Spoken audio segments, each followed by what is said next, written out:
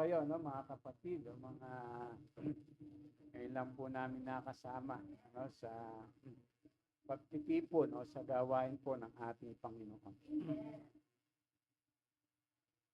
Naririnig niyo po ba ako? Mahina, no? Hello. Dati gumagana to eh. Mahina nga lang. Okay lang. Sige po.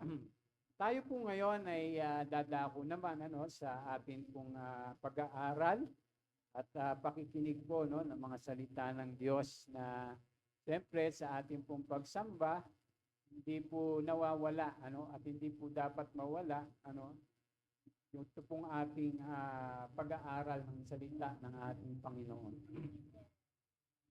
Nung pong nakaraan ay atin pong natalakay yung pong kalimutan ko na. Ayun, tiyakin po natin na tayo nga po ba ay tunay na kaanib ng iglesia. O tayo nga po ba ay tunay na mga naging Kristiyano? Kasi hindi po naman lahat talaga ng nasa church ay mga kaanib o tunay na mga Kristiyano. Dahil yung iba po ay wala namang tunay na yung pagsisisi, yung iba po ay ayaw magpabautismo, no? Yung iba po ay hindi naman sumusunod sa ating Panginoon, no?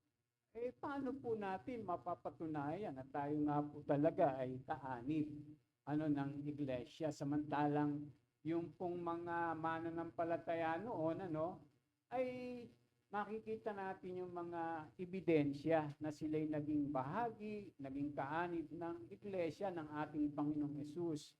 Kaya mapapansin po natin yung mga sulat ng mga apostol ay iba-iba sa iba't ibang iglesia. Yung iglesia sa Roma, sa Corinto, iglesia sa Efeso, iglesia sa Galacia, iglesia sa Filipos, iglesia sa Colosas. So, ibig sabihin, yung mga taong yun na sinulatan ng mga apostol ay naging mga kaanib ng iglesia na kung saan ay doon po nakabase sa mga lugar na yon. At sila po ay talagang pabautismo, sumunod sa ating Panginoon, naranasan nga nila yung kapuspusan ng banal na espiritu, at talagang po sila, nagtuturuan sila, tapos nagtutuwiranan, nagagalit din sila sa isa't isa. Naniniwala po ba kayo doon? O si Pablo nga po, pinagalitan niya sila, Pedro. Diba, itinuwid niya dahil nga po doon sa minsan hindi nararapat na mga ginagawi. So, ang mga mananampalataya po noon ay ganun po yung kanila pong mga nakagawian at ginagawa.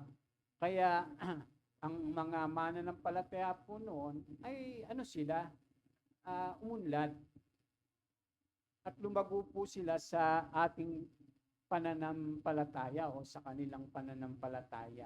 So ganun din po sa ating pagpapatuloy ngayon atin pong susundan po yung atin pong mga natalakay nung nakaraan at pamamagatan po nga natin ito na ang maunlad na iglesia. Kasi dapat po yung mga mananampalataya, pag sinabi pong iglesia, mga mananampalataya. Hindi po yan yung gusaling malalaki. Dahil ang ililigtas ng Panginoon ay hindi mga gusali. Pag dumating ang Panginoong Yesus, hindi yung mga gusaling magagara, magaganda, yung mayroong mga anlalaki, ang tataas, hindi po yung ililigtas ng Panginoon. Dahil ang mga mananampalataya noon, hindi naman diyan mga hindi naman sumasamba sa malalaking gusali noon eh. Saan sumasamba lang sila? Sa ilalim ng puno, sa tabing dagat, sa mga bahay-bahay. Nung nagtagal lang po yung church noon, nang tumagal, lumipas na lumipas, nagkaroon na ng mga tinatawag ng mga gusaling katulad na nakikita natin yun. Tapos pagandahan pa. Merong matataas, may mabababa, may mga matutulis, may mga bilog, iba-iba. Pero hindi po ganon ang iglesia. Pag sinabing iglesia, lagi nating tatandaan, mga tao po sila na mga iniligtas.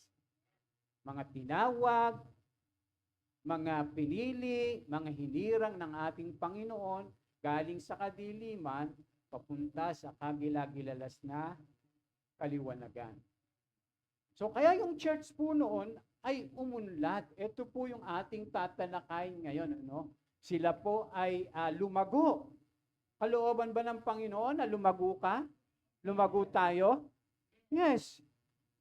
Hindi kalooban ng Panginoon na manatili tayong baby o sanggol o yung abansot kaya sa pananampalataya.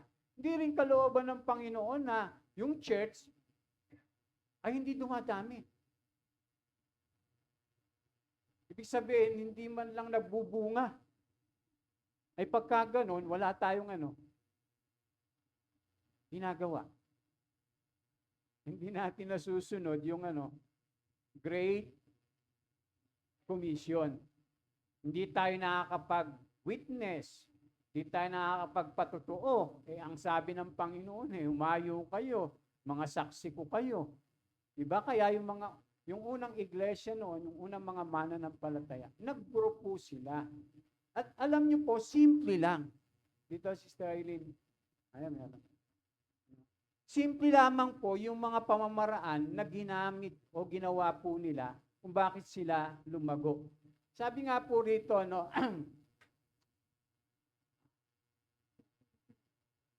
wala.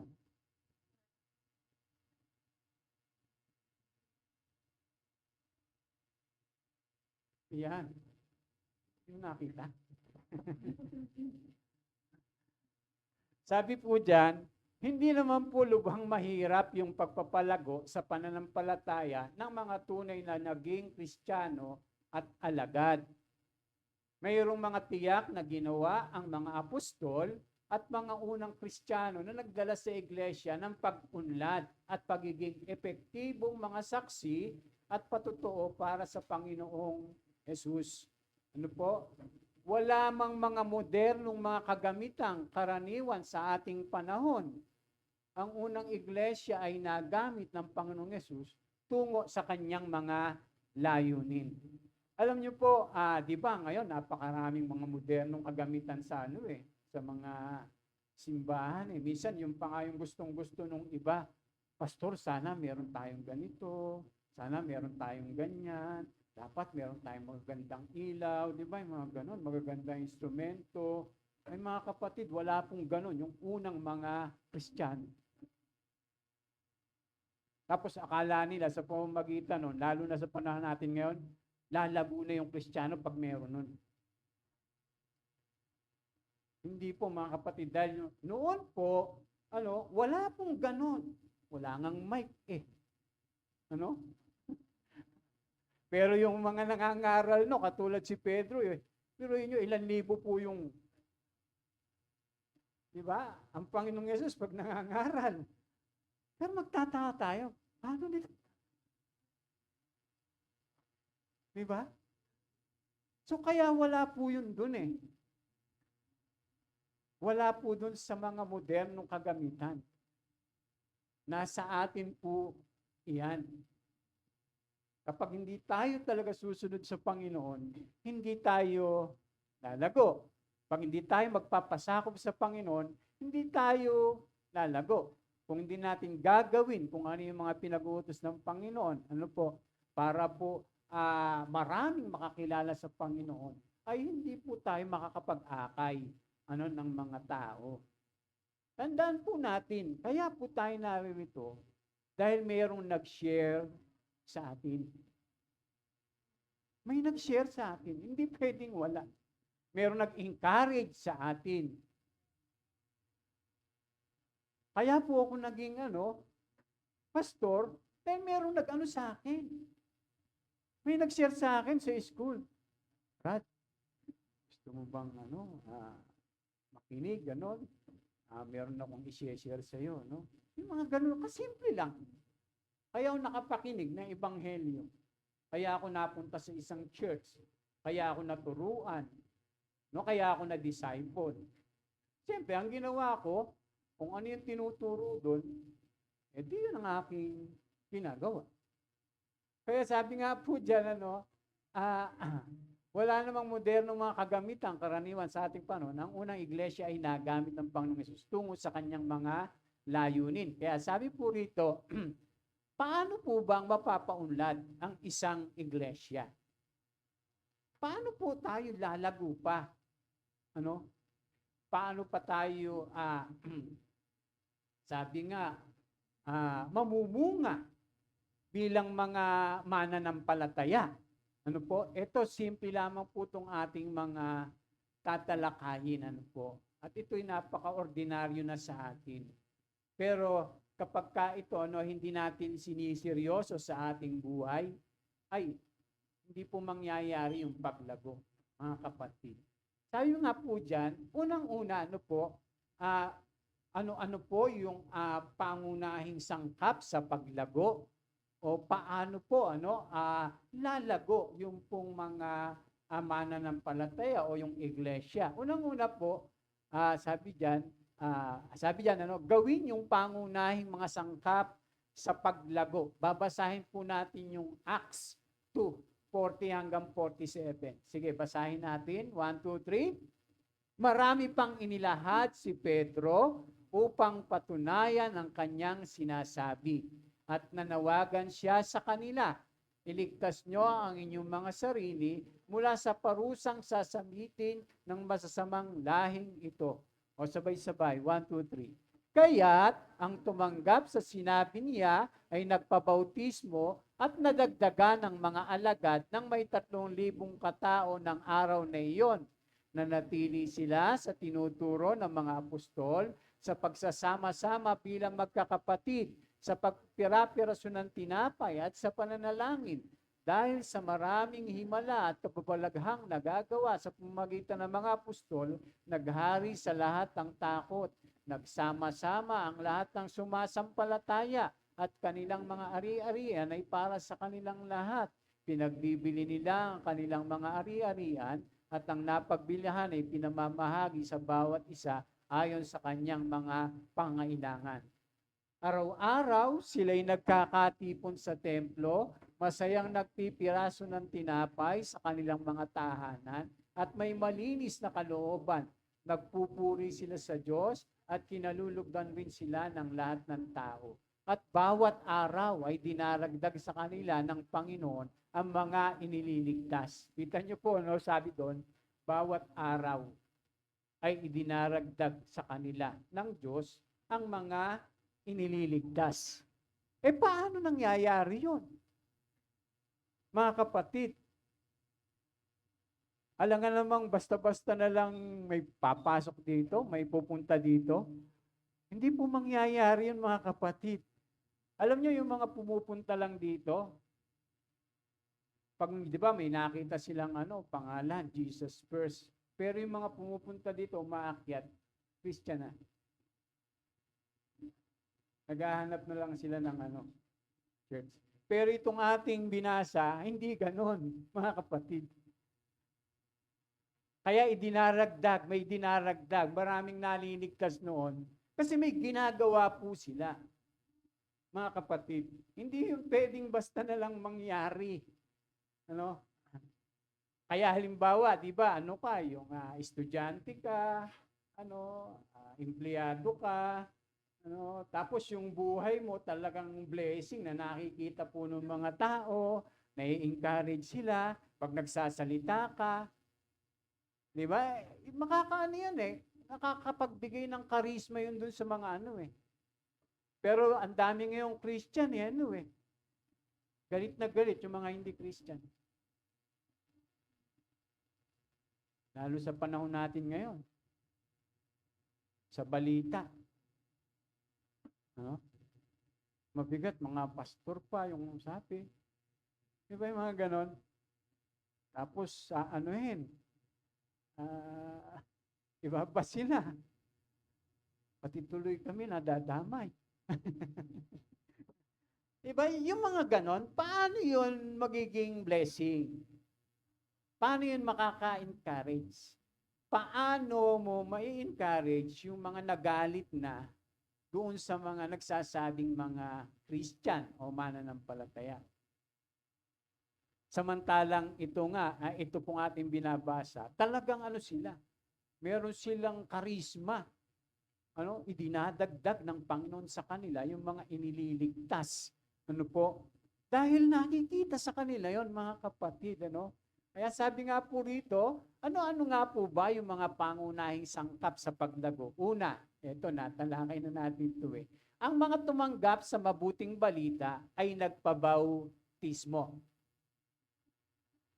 So, ibig sabihin, yung mga taong nanampalataya sa Panginoon, yung totoong nakipag-isa sa Panginoon, nagpabautismo. Nagpasya siya sa kanyang sarili, na siya'y magpapabautismo. Kasi po, yung bautismo, mga kapatid, napakalaki po ng ibig sabihin niyan, sa buhay pananampalataya ng kumilala sa ating Panginoong Hesus. Meron kasing mga nagpabautismo lang, di ba? Dahil nainganyo lang sila sa mga kaibigan. Naka-attend lang, tapos nag-swimming, dahil may baptism. Yung iba, pastor, nagpapabaptize na rin ako. Yung ganon. Tapos tayo naman natutuwa, binautismoan din naman natin. Sa pag-aakalang yun talagang totoong nakipag-isa sa Panginoon. Alam niyo po, pagka nakipag-isa ka sa Panginoon, nakikipag-isa ka sa church.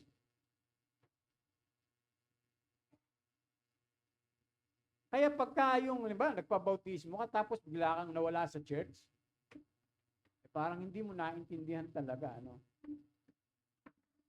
Hindi talaga naintindihan.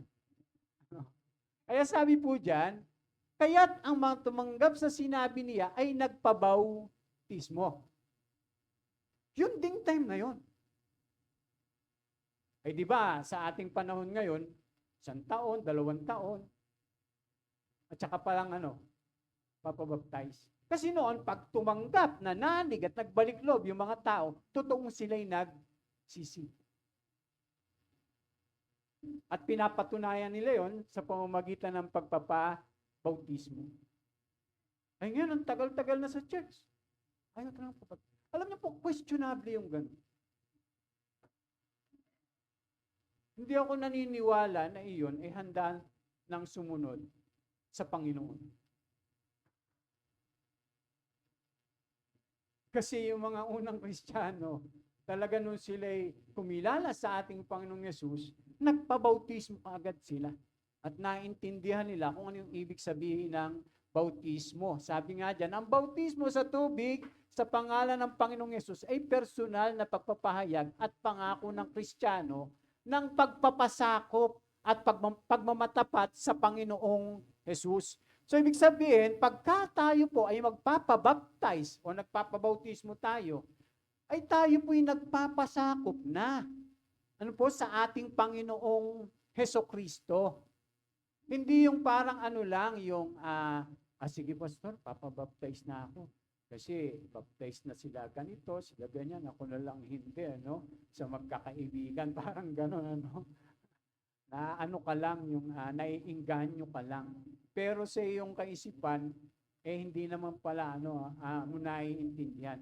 Tandaan natin na ang bautismo po, ay po yan, personal na pagpapahayag at pangako ng Kristiyano ng pagpapasakop at pagmamatapat sa Panginoong Hesus. Kaya magpapasya ka na nasusunod sa ating Panginoong Hesukristo.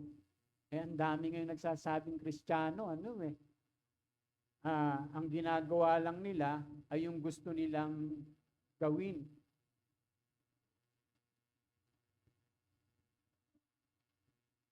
Pero, nag-aano sila, nag-church sila, nakikipag-fellowship sila, ginagawa nila yung ganito. Pero, sa kanyang mga yung personal na buhay, siya pa rin yung nasusunod. Hindi pa rin ang ating Panginoong Jesus. Kaya sabi diyan, ito ay kasunod ng pagsisisi at pangakong pagtalikod sa kasalanan. Sabing ganon. Katulad ng pagtutuli sa lumang tipan. Di ba yung mga yung mga lalaki, pagka pinanganak, after 8 days yata yun, sila ay tutuliin bilang katibayan na sila ay lahi ni Abraham. At sila'y kasama doon sa mga pangako ng Diyos dahil nangako ang Diyos kay Abraham. Physically, nagpapatuli sila para ibilang sila doon sa mga tinatawag na lahi ni Abraham. Diba?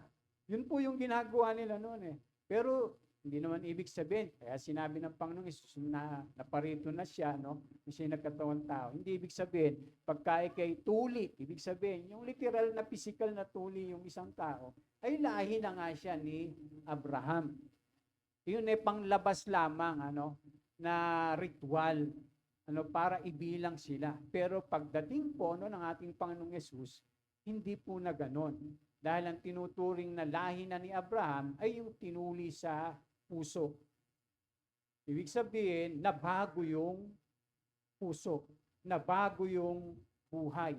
Nagpasya na siya na sumunod sa ating Panginoong Hesus. Kaya ang sabi diyan, ito ang pakikibilang ng isang bagong alagad sa Panginoong Hesus at sa kanyang bayan, ang iglesia. Kaya pagka nagpapabaptize ka, nakikibilang ka na doon sa church. Lagi nating tatandaan, hindi pwedeng nakikipag-isa ka sa Panginoon, pero hindi ka nakikipag-isa sa church. Hindi po pwede yun, dahil ang Panginoong Yesus at saka ang church ay iisa yan. Hindi pwede sasabihin, basta ako pastor, ako'y nananalig naman sa Panginoon, kahit di ako nag-church, kahit di ako dumadalo, kahit di ko ginagawa yung mga ganito, ganito. Pwede ba yung ganon? Ay nag-iisa ka, hindi ka nakikipag-isa.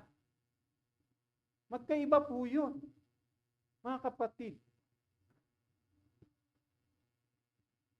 Hindi pwede tayong mabuhay, mga kapatid, kung tayo nanampalataya at napag-isa sa Panginoon, nang ginagawa lang natin yung ating sarili. Kung hindi nga natin magawa yung mga bagay na pang walang hanggan dito sa lupa, sa pamamagitan ng church, ay paano naman tayo, makakasama sa walang hanggan? Kung hindi naman natin ginagawa, mga kapatid, yung mga sinasabi at tinuturo ng Panginoong Yesus patungkol sa walang hanggan. Hindi naman tayo nakikiisa. Baka ikaw nagsasarili lang talaga, mga kapatid. Kaya sabi po dyan, di ba? Hindi ba ninyo alam na tayong lahat na nabautismo kay Kristo Jesus ay nabautismo sa kanyang kamatayan? Sa makatuwid, tayo namatay na at nalibing nakasama niya sa pamamagitan ng bautismo, upang kung paanong binuhay muli si Kristo sa pamamagitan ng dakilang kapangyarihan ng Ama, tayo rin ay magkaroon ng panibagong buhay. Hindi ka na mabubuhay sa iyong sarili. Doon sa dati. Mabubuhay ka na sa panibagong buhay. At alam niyo po, yung panibagong buhay na yun, ay yung mabuhay tayo kay Kristo. At yung mabuhay kay Kristo, ay yung mabuhay sa kanyang mga salita. At yung mabuhay sa kanyang mga salita, ay yung tayo sumusunod sa kanyang mga itinuturo. Amen? Dahil kung hindi po natin ginagawa yon, nagsasarili lang tayo palagi. Kaya po yung ibig sabihin ng bautismo. Tingnan niyo po halimbawa, bumili ka. Pag bumili ka, anong ibinibigay? Resibo. Bakit may resibo? Katunayan po yun na bayad na at saka pinili mo yon. Ngayon, ang katibayan po, ang katunayan, yung resibo na tayo po ay nakipag-isa kay Kristo ay yung bautismo. Mga kapatid. At pag nagpabautismo ka, abay magpapasya ka nun na makikipag-isa ka na sa Panginoon. Amen? Lagi na lang natin itong kaya lang para mas maintindihan natin mabuti mga kapatid, para hindi tayo nagsasarili sa buhay, na para bagang bahala na lang sila doon. Nando naman sila Marami naman sila doon. Ay mga kapatid, ang pagsunod sa Panginoon, kanya-kanya yan. Personal mo yan. Pero, itinuturo sa atin yon. Kaya nga po nung ang Panginoon bago umakyat sa langit, anong niya? Utos niya? Diba, umayo kayo. Gawin niyo ang alagad kong lahat ng mga bansa. Bautismo niyo sila sa ngalan ng Ama, ng Anak at ng Espiritu Santo. At turuan, sumunod sa mga ipinag-uutos ko sa inyo. Ngayon, paano mo nasasabihin ngayon mga kapatid na basta't nanampalataya ka lang, okay na yon? Ba't kailangan pa nating turuan? Ba't kailangan pa nating mag-aral ng ganito? Ba't kailangan pa nating pagalitan? Magsawayan? Ba't kailangan pa natin? Bakit kailangan pa natin yon mga kapatid? Kasi ang gusto nga ng Panginoon, makipag-isa tayo sa Kanya. Makipag-isang isip sa Kanya, makipag-isang puso, makipag-isang damdamin. Hindi naman pwedeng sasabihin mong nakikiisa ka, tapos hindi ka nakikiisa sa mga gawain.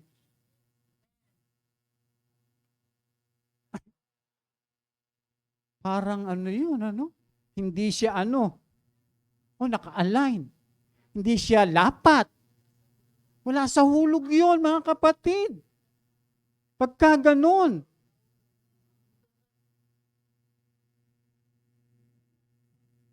Wala tayo sa level pagka ganun. Ang salita ng Diyos parang hulog po yan Inililibel tayo. Doon sa nais ng Panginoon sa atin. At alam niyo po, sa church lang po yun mangyayari. Bakit, Pastor? Ang church naman hindi perfecto di ba? Tama. Kaya nga tayo pinapaging ganap sa pamamagitan ng church. Ay hindi tayo magiging perfect kung wala tayo sa church. Hindi nga perfect yung nasa church, lalo kung wala ka sa church. Mga kapatid, hindi nga tayo perfecto ayoko na dun, Pastor. Ako na lilipat na uli ako. Saan? Lagi natin sinasabi, mga kapatid, pagka nakakita ka ng perfect na church, tapos lumipat ka ron, hindi na perfect yun. Hindi na perfect yan. Bakit? Naandong ka na.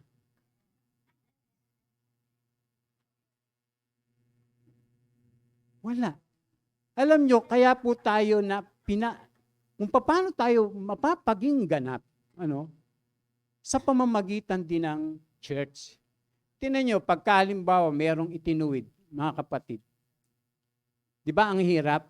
Pagka pinagagalitan namin kayo, ayaw nyong makinig. Di ba? Tapos, magtatampo kayo. Ayoko na doon. Di na ako mag-church doon. Samantalang inaano ka nga, hinuhubog ka nga. Di pag umalis ka, ganun ka pa rin. Di ka nahubog. Ganun ka pa rin. Samantalang kung nagpatuwid ka, di panibagong level na naman, ano? Napagtagumpayan mo. Di, eto na naman. Lalakad ka na sa pananampalataya. Eto na naman yung nagawa mo. Ano? Dahil matigas minsan ang ulo natin. Ito uli gagawin. Di ba? Pagka nakinig ka, di panibagong level na naman. Dahil nagpakumbaba ka eh. Alam niyo po, tinuturuan tayo ng Panginoon sa pamamagitan ng church para matuto tayong magpatawad, matuto tayong magmahal, matuto tayong makinig, matuto tayong magpakumbaba. Kasi pag hindi po natin tinanggap yun, hindi natin yun matututunan. Pag ginaganon po tayo. Pero kita nyo, pagka halimbawa tinanggap natin lahat yun, di ba gaganda yung natin? Gaganda yung relasyon natin. Mas lalalim pa. Bakit? Kasi tayo nakikinig. Handa po ba tayo makinig? Magpakumbaba. Alam niyo mga kapatid, kami mga pastor, pagka kami nagmi-meeting, minsan napapagalitan kami. Opo, pinapagalitan kami. Akala nyo lang kayo yung pinapagalitan, gumaganti lang kami. Ay, ganyan.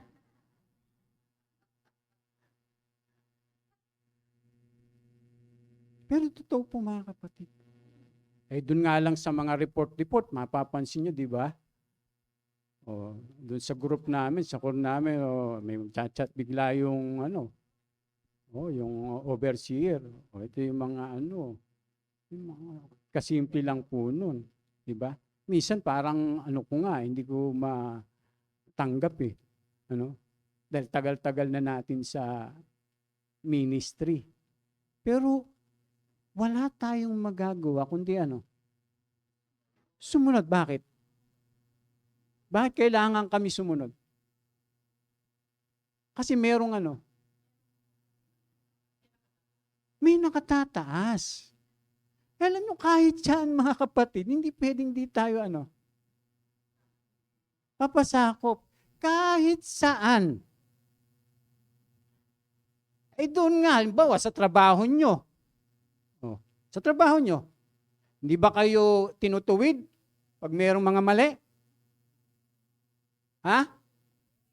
Tinutuwid, hindi. Yung iba, ayaw, Pag nasa school kayo, yung mga nag-aaral, di ba binabato kayo ng eraser?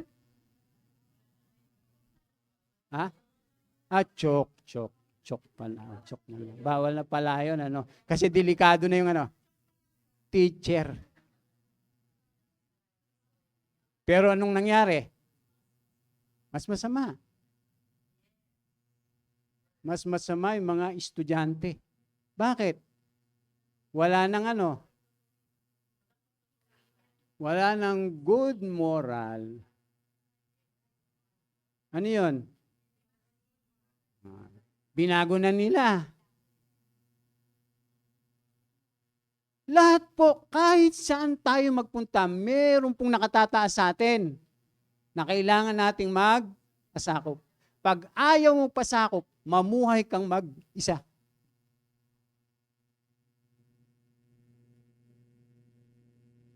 Mga kapatid, alam niyo po yung mga tupa na may tupak?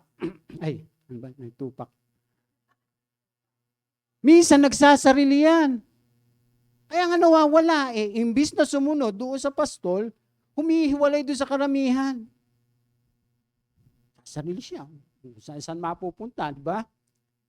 Mapunta doon siya sa lambak, doon sa bundok, sa mga bangin. Ano mangyayari sa kanya?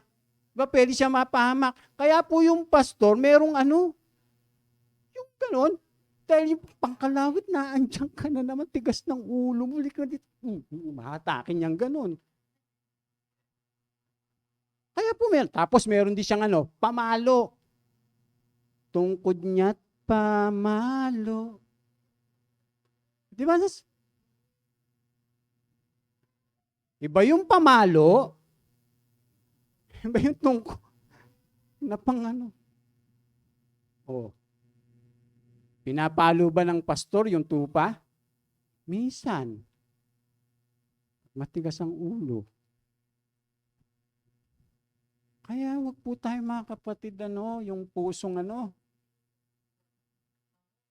Dapat pagka kayo pinagsabihan ganito, thank you, Lord. Salamat, Lord. Alam niyo, masakit ang disiplina. Pero ang bunga nun, ay pamumuhay sa kabanalan. Kaya po kinakailangan magpabautismo. Dahil magpapasakop na nga tayo sa Panginoon. Nasa bautismo pa lang tayo. Ang haba nito. Pero pagka ating inaral mabuti, mga kapatid, yung salita ng Diyos, napakalalim, ng niyan, tinuturo. Kaya lang tayo kasi, ganito kasi tayo, attitude natin, di ba? Mag-a-attend tayo sa church, aawit tayo, sasamba, pero hindi natin yung talagang nilalaliman, yung personal ba, naawit, sasamba ka sa Panginoon. Yung parang ginagawa lang natin na ritual, na nagre-relihiyon lang tayo. Kung minsan, maalis tayo sa church na parang wala tayong natutunan. Katulad po ito, nag-aaral tayong ganito. Tsaka, oo nga,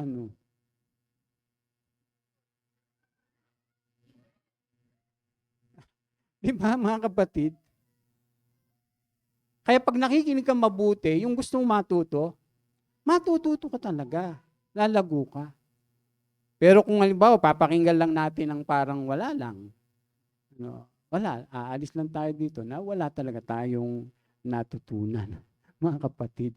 Sige, lipat. Sabi po dyan, ang tubig ay larawan ng bautismo nagliligtas sa inyo ngayon. Ang bautismo ay hindi paglilinis ng dumi ng katawan, kundi isang pangako po yun. Pangako yan sa Diyos buhat sa isang malinis na budhi. Pangako po yung bautismo. Kaya tayo nagpabautismo sa tubig ay nangangako na nga tayo Tatanggihan mo na nga ang dyablo, ang masama, ang sarili mo. At susundin mo na ang ating Panginoong Hesus. Madali ba yon? Madali ba yon? Hindi. Hindi po madali yon, mga kapatid. Mahirap yun. Pero sabi ng Panginoon, kung gusto natin sumunod sa Kanya, anong gagawin natin? Kalimutan mo ang sarili mo. Kalimutan natin yung sarili natin.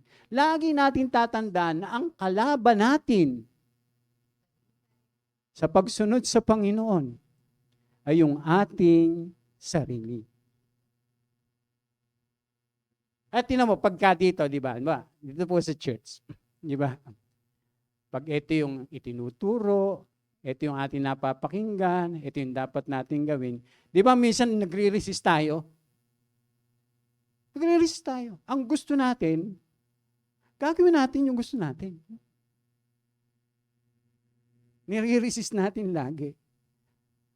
Samantalang pag tayo po'y nanampalataya at magbababautismo ka, ipapailalim mo ngayon yung iyong sarili sa Panginoon. Ngayon, sa church, hindi naman pwede na gawin natin yung mga gusto lang natin. Kaya nga po tayo nag-aaral ng salita ng Diyos. Para gawin po natin kung ano yung nais ng Panginoon sa atin pong buhay. Amen? Kaya nangangako po tayo sa Diyos. Ano po? Iniligtas kayo ng bautismo sa pamamagitan ng muling pagkabuhay ni Jesucristo na umakyat sa langit at ngayon nasa kanan ng Diyos, nag-aari siya ron sa mga anghel at sa kapangyarihan sa langit. Ano pa po? Wala na ba? Wala na. Pangalawa, ano nga po, yung pangunahing sangkap sa paglago, sabi po dyan, nagpaturo sila, sa mga turo ng mga apostol. Pero bago po dyan, meron po akong yung mga Ano-ano po yung mga bagay na dapat limiin sa usapin ng bautismo sa tubig? Una po, no, ano yung kaugnayan ng bautismo sa tubig sa ating pananampalataya? O isipin po natin yan. Ano yung kaugnayan ng bautismo sa tubig sa ating pananampalataya? Pangalawa, ano ang kaugnayan ng bautismo sa tubig sa ating pakikiisa sa iglesia? Meron ba? Meron. Ano? Ano ang kaugnayan ng bautismo sa tubig sa ating patuto bilang mananampalataya? Meron. Naririnig na nga natin eh. Kaya po tayo nagpapabautismo sa tubig. Mahalaga po yun. Ano? Nung tayo po ay nanampalataya at nakipag-isa sa Panginoon. Dahil ikaw ay magpapasya sa iyong sarili. Mangangako ka na sa Diyos. At mga kapatid, sino pa po yung hindi pa nababaptize dito? Doon sa mga mga Christian ah. O, taas ang kamay, hindi pa yung bautismado, hindi pa nabautismohan. Huwag mahiya. O, taas ang kamay. Ikaw pa lang, ikaw na lang? Si ano? CJ? Oh. Yung mga nandito ba, lahat na bautismado na? Ha? Nabautismo na ba kayo lahat? Mukhang nabautismo na nga lahat. Si Risa? Ha? Dito. Meron pong kaugnayan yung bautismo sa tubig. Ano po? Sa atin pong pananampalataya, sa ating pakikisa sa iglesia, at sa ating patutuo bilang mga mananampalataya. Mga kapatid, seryosohin po natin yon. Pag hindi po natin gagawin yon, madalas ang nangyayari, tayo'y namumuhay lang sa ating sarili. Hindi talaga sa Panginoon. Walang ibang paraan para makapamuhay tayo na may pakikiisa sa Panginoon, kundi yung tayo po ay magpasakop sa church. At yung iba, ayaw gawin yon. Kasi nga, lagi ang gusto nila, susundin nila lang gusto nila. Kaya kita nyo, di ba? Lumipat ka ng church. Ano? Kaya ayaw mo rin magpasakop doon. Gagawin mo pa rin yung gusto mo. Tapos pagka ikaw ngayon, aanuhin ng church, ay sister, brother, kasi ganito, ganyan. Parang ayaw mo. Ang gagawin mo uli, lilipat ka ng church. Ganun uli yung gagawin mo. Ay marami. Meron na nga po tayong inano rito eh. Kakausapin pa lang para ituwid eh. Hindi na nagpatuwid. Hindi naman pinapaalis sa church. Umalis.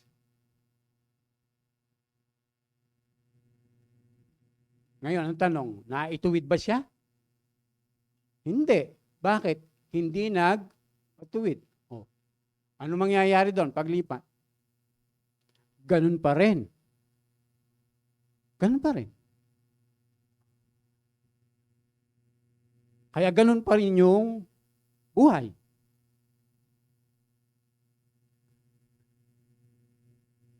Mga kapatid.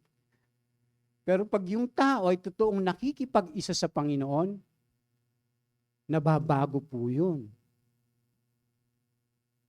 At unti-unting nagiging ganap. Hindi po tayo ganap. Pero sa pamamagitan ng church, ng Panginoon.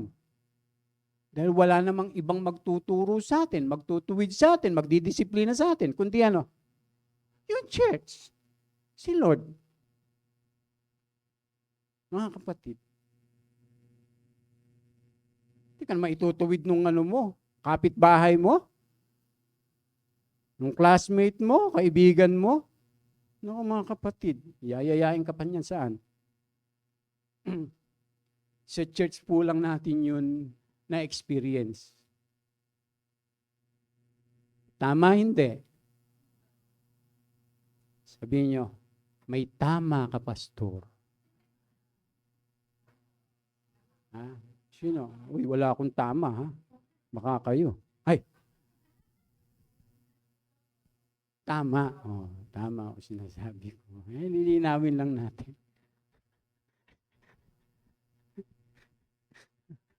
So, yung sumunod, sabi diyan, ang tumanggap sa ano-ano po yung pangunahing sangkap sa paglago? Una po, 'di ba? Yung nakipag-isa sa Panginoon, 'di ba? Nanampalataya, nagpabautismo sila. Kasi nangangako sila eh. Pangalawa, nagpaturo sila sa turo ng mga apostol. Pansinin niyo. Nagpaturo sila. Ay yung iba ayaw magpaturo. Kaya yung Christian, nagpapaturo. Ganun lang po kasimple, mga kapatid.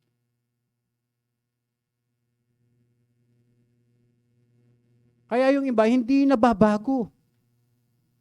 Kasi bakit?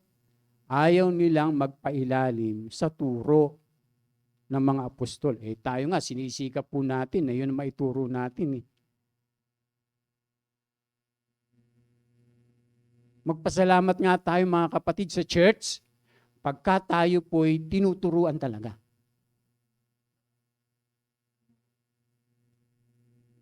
Halimbawa, katulad ni Punto, bakit pa natin bibigyan ng emphasis to? Kung hindi kami magtuturo sa inyo na kung ano yung tinuturo ng mga apostol. Bakit pa natin bibigyan ng diin to? Mga kapatid, gagawin ko lang, babasahin ko na lang sa inyo yan. Hindi tayo nagtuturuan pagka ganon. Kaya ang sabi po na salita ng Diyos, nagpaturo sila, no? Sabi diyan, at ang tindi pa niyan, sabi, nanatili sila sa itinuturo ng mga apostol. Kaya yung paglago, mga kapatid, yung paglago sa pananampalataya ng church, kung tayo'y nananatili doon sa turo ng mga apostol. Hindi ka naman lalago, hindi tayo lalago kung hindi tayo nananatili doon sa turo. Kung hindi natin i-apply, hindi natin ipapamuhay, hindi natin gagawin, puro lang nasa lang natin. Utak. Lamang utak lang yan. Lamang ulo. Head knowledge. Ganun po ang mangyayari. Sa ating buhay, pananampalataya, ang daming Christian, ang galing sa Biblia. Ang daming alam. Mag-ingat po tayo. Dahil si Satanas, marami ring alam yan. Ang galing magsalita. Tapos yung buhay, ay wala. Minsan share pa. Nagbabahagi pa. Hindi po pwedeng gano'n, mga kapatid, yung buhay natin. Kasi sabi nga po dyan, dahil ang Kristiyano ay iniligtas tungo sa bagong buhay sa Panginoong Yesus, kailangan itong turuan ng salita ng Diyos upang makapamuhay ng banal at makabuluhan. Dapat ba tayong mamuhay ng banal, mga kapatid? Kailangan ba nating magpakabanal? Kailangan ba talaga? Yung iba kasi sabi, hindi na kailangan pastor yan. Basta nanampalataya ka sa Panginoon. Ano ngang ebidensya na ikay mananampalataya? Anong pruweba mo na mananampalataya ka?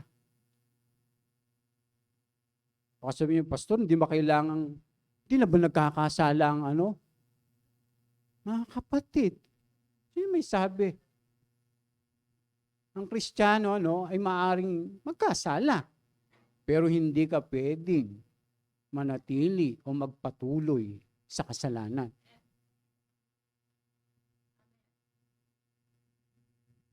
Kaya nga po tayo tinutuwid eh. Kaya nga 'di ba doon sa Church ng Corinto, pinapatiwalag ni Apostol Pablo yung nangangalunya. Ibigay nyo na kay Satanas yan, sabing ganon.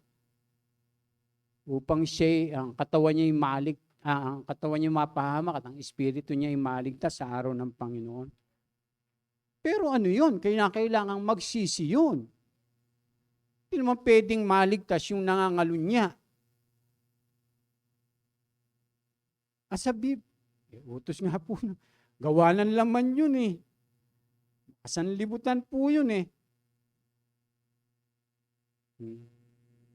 Kailangan pagsisihan yun, talikuran. Lahat ng kasalanan, mga kapatid, ay pwede namang pagsisihan. Habang ano pa siya? Buhay pa siya. Kaya lang hindi na kinikilala ng church na miyembro pa yung mga yon, yung itiniwalag. Hindi na. Pero kung magsisyan, magbalik, tatanggapin nyo ng church. Yan po yung sinasabi ng salita ng Diyos eh.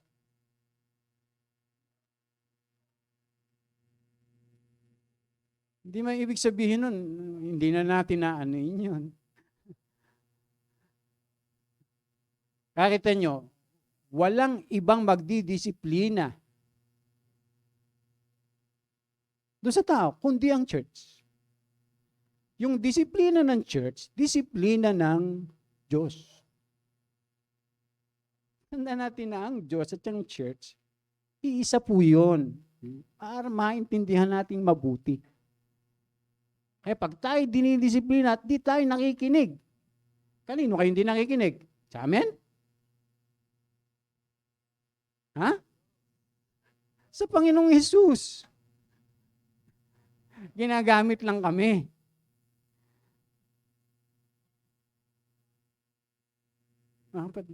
Kasi lagi natin tandaan, iisa po ang Panginoong Hesus tsaka yung church. Ay, wag lang tayo maniwala doon sa mga nagpapastor na tapos namumuhay sa kasalanan yung pastor, yung mga namumuno sa church. Ay, ibang usapan na yun. Yun ang dapat, disiplinahin. Kaya nga po sa atin, sa Jesus First, tinatanggal yung mga pastor na tinitiwalag din. Mga kapatid, mayroon na pong mga ganyang case sa atin. Mga pastor, na ganito ginawa, ganire. Morality. Tinanggal po sila. Pero may proseso yun. Mapo ka dyan. Kasi turo po yun ng mga apostol. Mga kapatid. Kaya sabi dyan, ang mga turo ng mga apostol ang naging pamantayan ng iglesia sa kasaysayan sa pangunawa at pagsunod ng kalooban ng Diyos. Sila ang pinagagaya ng Biblia upang ang alagad ay makapamuhay na maka-Diyos. Ang gagayahin natin ay yung mga itinuro, yung mga apostol, yung mga unang Kristiyano, yung mga namumunong sumusunod sa Panginoon dahil itinuturo nila yung mga turo ng apostol, mga kapatid. Kaya sabi dyan, gayon din ang mga apostol at mga turo nila ang nagtitining sa anumang katuruan kung ito'y wasto o lihis sa mga turo ng Panginoong Jesus.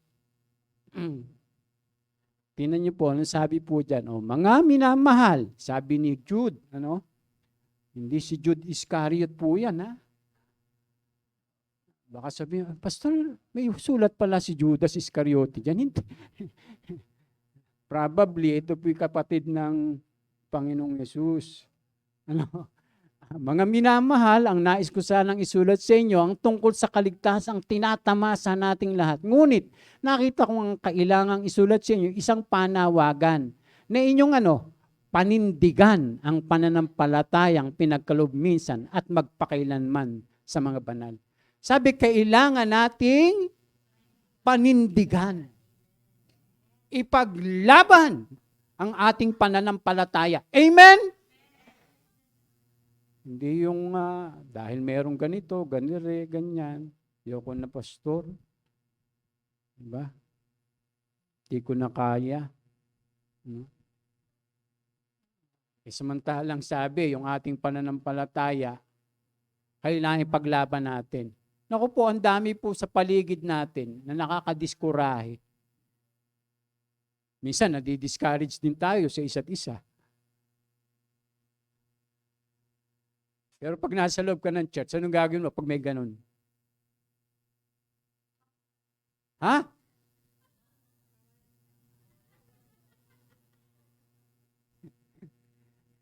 Paano tayo lalago sa loob ng church? Tapos minsan nadi-discourage tayo sa isa't isa. Paanong gagawin natin? Sige mga kapatid. Anong i-apply natin? Tingnan nyo, sige. Kasi nag-aaral tayo eh. Alin? Ayun. Ang problema, pag hindi natin alam yung mga na yon, salitang yon. Kasi, ang alam lang natin, yung ating nararamdaman. Pero yung salita ng Diyos na mga turo ng mga apostol, hindi natin inuunawa. Mga kapatid, paano mo ngayon i-apply? Halimbawa na, ano ba yun niya? Nadi-discourage ako kay Ate Maribel. Di ba yung ganon? Halimbawa lang. Nadi-discourage ka. Kasi may sinabi siyang ganito, ganyan. Tingnan nyo. Paano mo ngayon, halimbawa, i-apply yung salita ng Diyos pagka may mga ganong case? Yung ano ka naramdaman? Kaya magbubulay ka eh. Magbabasa ka. Di ba? Pero kung halimbawa, susunod ka lang sa sarili mo, yung emosyon, yung nararamdaman mo, hindi by faith yun eh. May feelings yun eh. Naintindihan niyo mga kapatid sinasabi ko? Amen? Ganun minsan yung mga Christian. Pero kung halimbawa, mananatili sa iyong at masumpungan ka sa dakong lihim. Tingnan nyo, ano ba ang gagawin mo? Di ba, mag-meditate ka. Mananatili ka sa lilim ni Lord, doon sa pakpak niya. Di ba? Sa mga salita niya. Sa mga turo niya, sa mga aral. Kailangan maging malalim yung ating pag-iisip. Pagka tayo po'y kumakanta, pag tayo nagbabasa.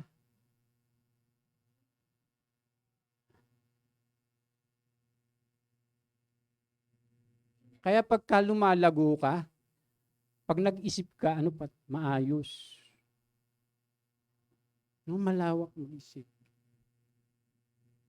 Pero pagka yung hanggang pakiramdam ka lang, ang bilis nating ma-open. Bilis nating ma-open. Alam mo pag madalis tayong ma-open, mga kapatid, anong tawag doon? Ha? Yung ang dali mong ma-open, konting lang. Ano kang Kristiyano? Baby. Immature. Ilang taon na tayo sa Panginoon?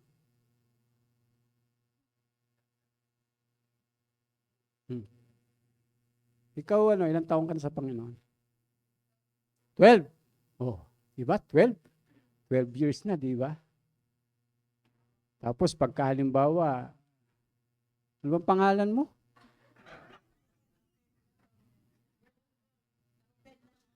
Kita nyo, mau-open na yan. Tingnan nyo mga kapatid. Di ba maliliit lang na yun? Halimbawa, pwede kang ma-open nun eh. Kung may si pastor, tagal-tagal ko na rito, hindi pa ako kilala. Diba? Pero maintindihan nyo yung pastor nyo, meron ng ano.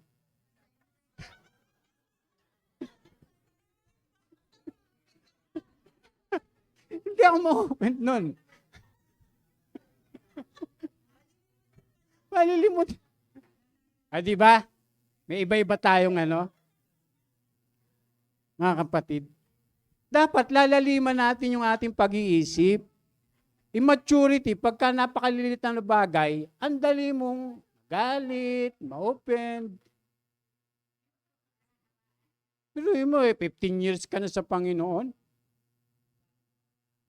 Tapos isip bata ka pa rin sa pananampalataya. Patsyol. Siyan nyo po, kakainis. Diba yung ganon? Kababaw mo, tagal-tagal na ninyo. Tagal-tagal natin sa pananampalataya. Ba't di tayo ganun? Dapat nga tayo mga kapatid, nag-i-encourage na tayo eh. Pero hanggang ngayon, ko pa ini-encourage. Sa palagay nyo, nararamdaman ko kayo pagka ganun. Panginoon, hanggang kailan ako magtitiis? Hindi ba? Sabi po dyan, doon muna. Punta tayo tapos. Sapagkat lihim na nakapasok sa inyong samahan ng ilang taong ayaw kumilala sa Diyos. Binabaluktot nila ang mga aral tungkol sa kagandahang loob ng Diyos upang mabigyang katwiran ng kanilang kahalayan. Ayaw nilang kilalanin si Jesucristo ang ating kaisa-isang pinuno at Panginoon. Noong pamanguna sinabi na kasulatan ang parusang nakalaan sa kanila. So kita niyo po mga kapatid, kung bakit kailangan nating manindigan, paglaban yung pananampalataya. Kasi merong mga bulaang guro, mga bulaang tagapagturo, tapos minsan sa mga mananampalataya, imbis na encourage ka, i-discourage ka pa. Ewan ko kung galing sa Panginoon yun, kung gano'n ang ginagawa. Kaya kinakailangan ipaglaban mo yung pananampalataya mo. Kinakailangan tayo, ginagamit tayo ng Panginoon sa isa't isa. Kaya nga ang sabi, magpalakasan tayo. Ang mahirap, pag tayo pag dinidiscourage natin yung ating mga kapatid. Yun yung mahirap. Hindi na sa Diyos yun. Siguradong namumuhay yun sa laman. Hindi sa Panginoon. Ano pa po ang sabi? Tingnan nyo, ang mga katuruan nila ay parang kanser na kumakalat sa katawan, kabilang sa mga taong ito ay sina Himeneo at Pileto. Kita nyo, naligaw. Bakit? Hindi sila nangahawak saan? Sa katuruan ng mga apostol. Pwede pa bang maligaw tayo? Pwede. Kaya nga merong mga babala ang salita ng Diyos. Kaya nga sila Apostol Pablo ay nagpapaalala. Katulad po nito. Kaya sabi niya, lumihis sila sa katotohanan. So, ibig sabihin, alam nila dati yung katotohanan. Narinig na nila, tinanggap na nila. Nanampalataya din sila. Pero nung sabi, lumihis sila sa katotohanan, ginulo nila ang pananampalataya ng iba. Kita niyo mga kapatid. Pwede pala, na dito sa atin, ay merong manggulo. Sana hindi tayo doon.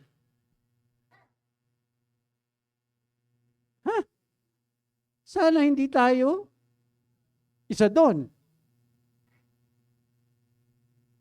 Bakit? Yan po, lumihis sila sa katotohanan, ginulo nila ang pananampalataya ng iba.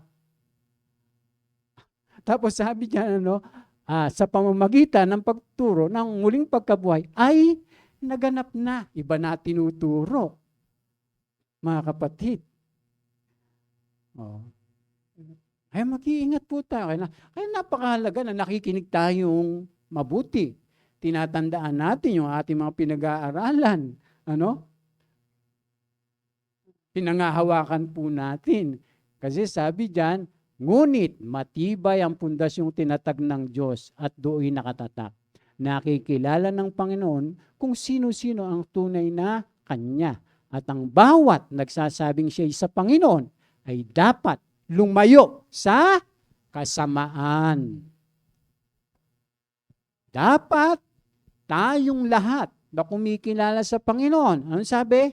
Lumayo sa kasamaan. Sa lahat ng uri ng kasamaan. Sa labas man o sa loob. O saan man. Dahil walang Kristiyano na nananatili o namumuhay sa kasamaan. Kung talagang tayo po ay nakikiisa sa Panginoon, ay makikiisa tayo. Kung paanong namuhay ang ating Panginoong Hesukristo. Amen po mga kapatid. Ayan, may last pa dyan eh.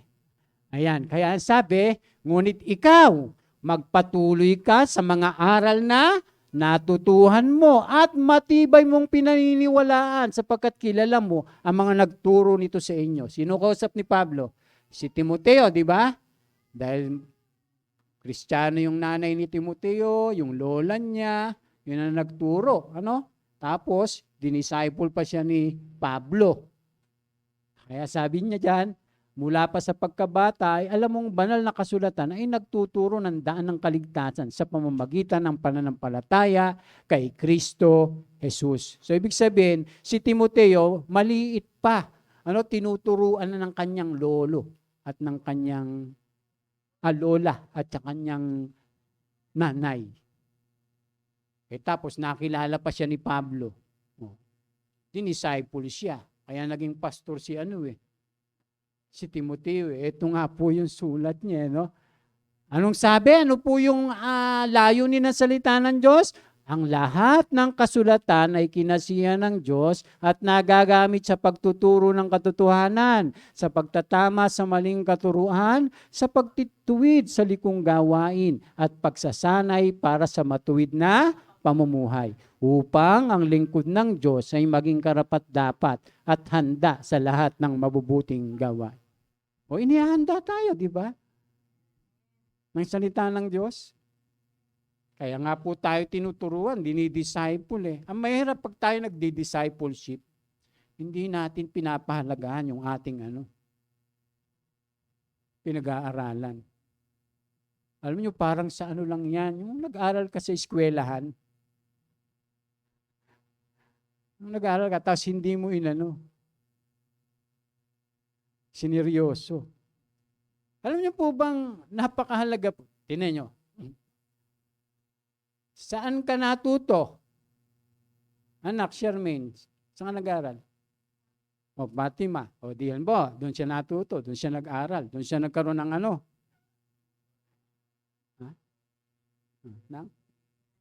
knowledge. Tama.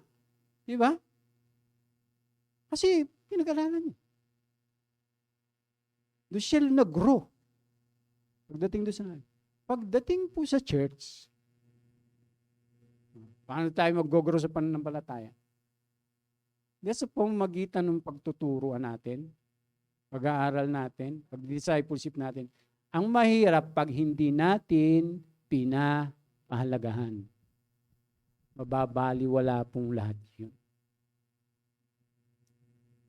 Kaya kung gusto talaga nating mag-grow, ay yung pong mga turo ay atin pong panghawakan at pangalagaan. Amen? Ayan. So, stop na po, no? Tutuloy na lang po natin sa susunod. Nawa po, marami tayong natutunan sa araw pong ito. Palakpakan po natin ang ating Panginoon.